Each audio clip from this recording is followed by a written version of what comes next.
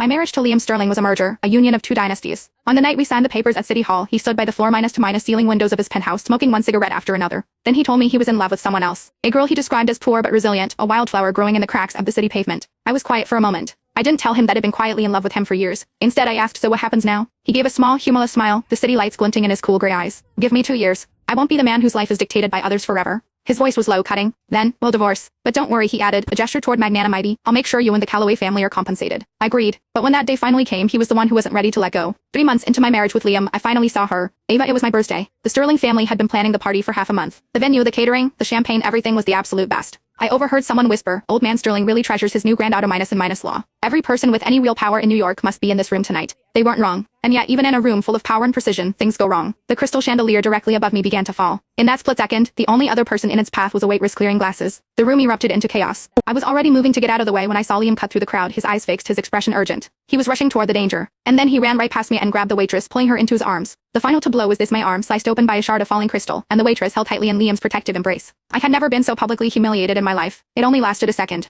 Liam seemed to register what had happened, releasing the woman and rushing to my side. He scooped me up and carried me out of the ballroom and straight to the hospital. To the rest of the world, the incident was smoothed over, a husband's frantic concern for his injured wife. When I woke up, Liam was standing by the window of the private hospital room, his back to me, talking on the phone. You shouldn't have come today, he was saying, his voice low and tight with emotion. If you had been hurt, what would I have done? A pause. This thing with her will end. I promise. Just wait for me, okay? Just 2 sentences. That's all it took for me to understand. The waitress was Ava, the woman he wanted to marry but couldn't. He turned then and saw my eyes were open. A flicker of relief crossed his face. I tried to smile, but my mouth wouldn't cooperate. He walked over to the bed, one eyebrow slightly raised. You're awake. I managed a nod. In the 3 months since we'd signed the papers, our interactions had been polite, professional, like two colleagues sharing office space. We'd barely spoken since our wedding night. The silence in the room now was absolute. Finally, he broke it. You're not going to ask for an explanation? I don't need one, I said, my voice flat. I know who she is. A small, almost bitter smile touched his lips. You're just as smart as you were in high school. After he left, my best friend, Jessica, came to visit. The Sterling mansion is in total chaos, she said, fluffing my pillows. But I have to say, the way Liam carried you out of there, he looked terrified. Is this a secret romance, an enemies minus to minus lovers situation? I'm so happy for you, Claire. When you first got married, I was so worried. But now, I think it's only a matter of time before you conquer that untouchable man. Sunlight streamed through the window. I thought about an hour before the party, when I'd been opening gifts in our bedroom.